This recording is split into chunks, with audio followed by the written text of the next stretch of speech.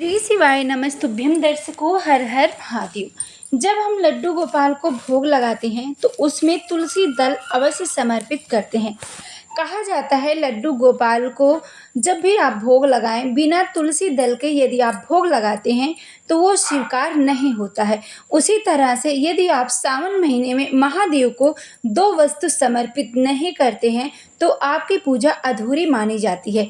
इसलिए प्रत्येक रोज आपको 3 बेलपत्र का उपाय जरूर करना चाहिए। हालांकि कथा में आपको पूजनी पंडित जी यह उपाय बताए हैं कि सावन महीने में 3 बेलपत्र आपको शिवलिंग पे समर्पित करना चाहिए। आपकी नौकरी नहीं लग रही है, व्यापार नहीं चल रहा है, घर में पैसे आते हैं, पैसे रुकते नहीं हैं, संपदा की बहुत कमी है, आप बहुत प्रयास किए फिर भी आपका कार्य नहीं हो रहा है, तो सावन महीने में आप यह बेहतरीन उपाय जरूर करिएगा।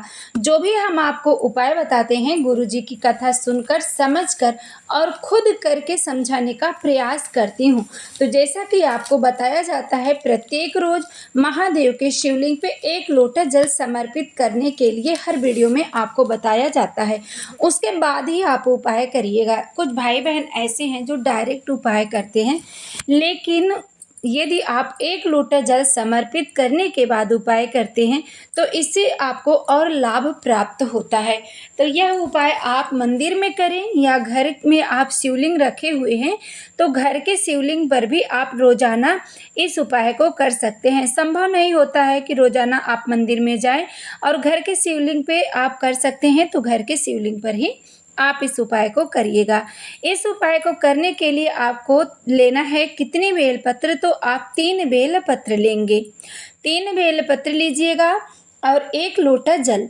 बेलपत्र पे जब भी आप शिवलिंग पे बेलपत्र समर्पित करें तो उस पे बेल की पत्ती पे थोड़ा सा लाल चंदन, पीला चंदन, 1 पुष्प या 1 चावल का दाना रख करके यदि आप समर्पित करते हैं तो बहुत ही अच्छा होता है। तो आप इस तरह से भी कर सकते हैं, नहीं तो सिर्फ बेलपत्र भी आप समर्पित कर सकते हैं। तो यहाँ पे आपको 3 बेलपत्र लेना है। 1 लोटा जल जैसा कि हमने आपको बताया पहले समर्पित करें, फिर तीनों बेलपत्र में सबसे पहली बेलपत्र आपको रखनी है देवी अशोक सुंदरी के स्थान पे। जब देवी अशोक सुंदरी के स्थान पे रखिएगा तो डंडी का भाग जहाँ से जल बहता है उस तरफ होना चाहिए। और दूसरी बेलपत्र आपको कहाँ पे रखनी है, तो दूसरी बेलपत्र आपको माँ जगत जननी जगदम्बा, माँ अम्बा का जो हस्त कमल है माँ जगदम्बा का, उस पे आपको रखना है दूसरी बेलपत्र। फिर जो तीसरी बेलपत्र है उसे आप कहाँ पे रखेंगे, तो तीसरी बेलपत्र रखते समय आप शिवलिंग पर रखिएगा और डंडी का भाग जहाँ पे आप बैठे हैं उसके विपरीत दिशा में होना चाहिए। और जब आप माँ जगत जननी जगदम्बा के स्थान पे रख रहे हैं तो डंडी का भाग आपकी तरफ होना चाहिए। इस तरह से आपको 3 बेलपत्र शिवलिंग पर समर्पित करना है प्रत्येक रोज। सावन का पवित्र महीना चल रहा है, सावन के महीने में आप रोजाना समर्पित करें। और 108 वस्तु का उपाय जैसा कि हमने आपको पहले दिन ही बताया था, 108 वस्तु आप शिवलिंग पे जरूर समर्पित किया करें।